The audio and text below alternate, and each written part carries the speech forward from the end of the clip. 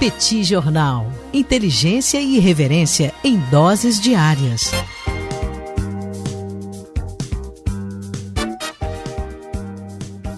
Olá, caríssimas e caríssimos ouvintes do Petit Jornal, caríssimas apoiadoras e caríssimos apoiadores do Petit Jornal. Estamos aqui hoje para mais uma coluna de política internacional para falar mais uma vez sobre o Líbano, que de forma impressionante parece estar andando em círculos em um momento de crise econômica gravíssima, de uma crescente desconfiança da população com relação aos seus políticos, tudo isso ainda agravado por aquela impressionante explosão no porto de Beirute, um porto absolutamente crucial para a economia de um país que já anda em frangalhos ao longo dos últimos anos.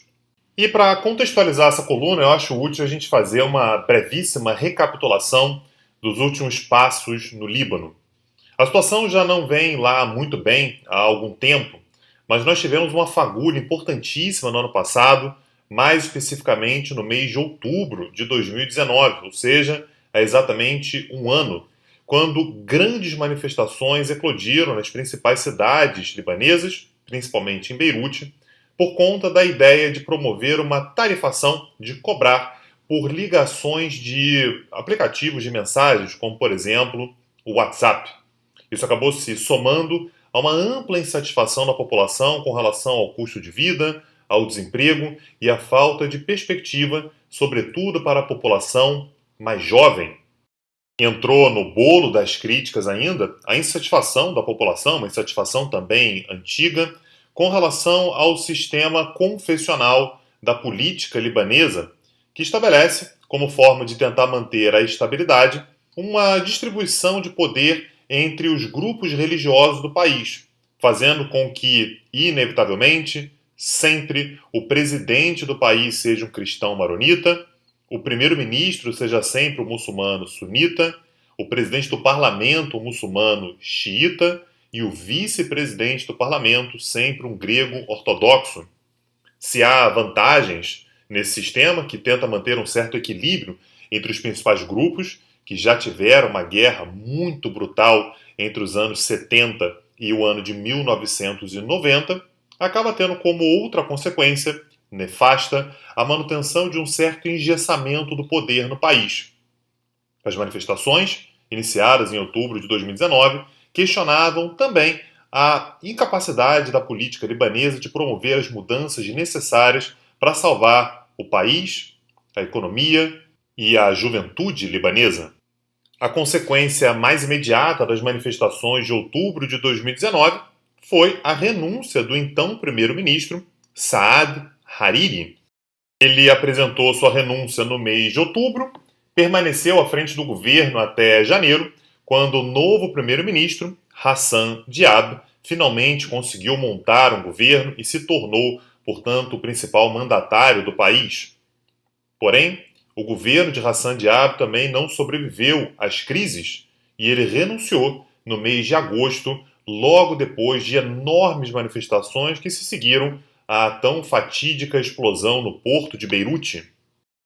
Para o seu lugar, foi indicado o diplomata Mustafa Adib, e a sua tentativa de montar um governo durou cerca de um mês, e ele também renunciou.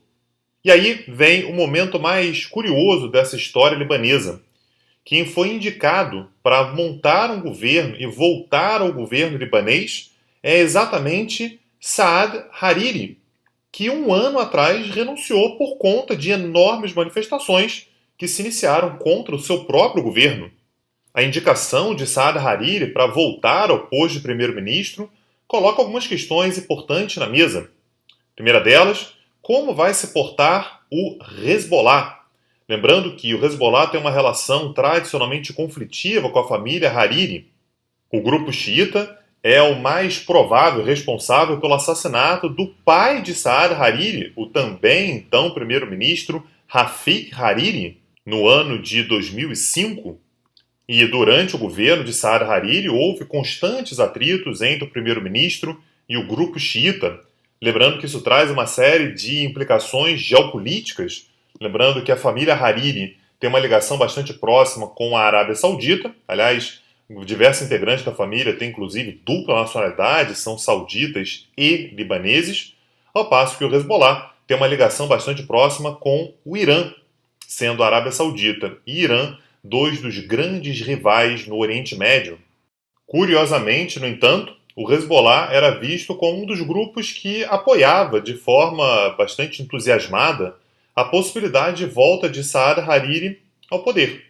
Talvez pelo fato de que Saad Hariri represente um certo conservadorismo na política libanesa, sem grandes intenções de fazer reformas no sistema confessional, que é tão útil para o Hezbollah, afinal garante ao grupo, ou aos xiitas de uma forma geral, um lugar sempre muito privilegiado na estrutura de poder do Líbano. E outro ponto de interrogação que nós temos no Líbano nesse momento é como vão se portar os manifestantes, que se levantaram contra o governo de Saad Hariri um ano atrás, mas pode ser que vejam na sua volta ao governo algum tipo de tentativa de construção de algum nível de estabilidade ou até mesmo de algum tipo de reforma. Isso pode ser reforçado pelo próprio discurso de Saad Hariri, que afirmou que pretende montar um governo com bases menos políticas e mais técnicas, em linha com aquilo que vem sugerindo o presidente da França, Emmanuel Macron, que vem de fato tomando a ideia de reformar o Líbano como um projeto praticamente pessoal seu. De todo modo, é inevitável que, ao olharmos para a situação libanesa, tenhamos a impressão de que o país segue andando em círculos. Se esse e outros episódios do Petit Jornal te interessam, você pode se tornar um apoiador do nosso projeto. Lembrando que nós somos uma mídia independente, sem o apoio de grandes empresas, sem produtoras, e, portanto, nós mantemos o nosso podcast a partir das contribuições dos nossos apoiadores. Fica aqui o nosso agradecimento a quem apoia o Petit Jornal, e se você quiser se juntar a eles, você pode acessar o nosso site www.petitjornal.com.br e acessar a aba Apoie o Petit. Meu nome é Tanguy Bagdadi e eu falo para o Petit Jornal. Petit Jornal. Inteligência e irreverência em doses diárias.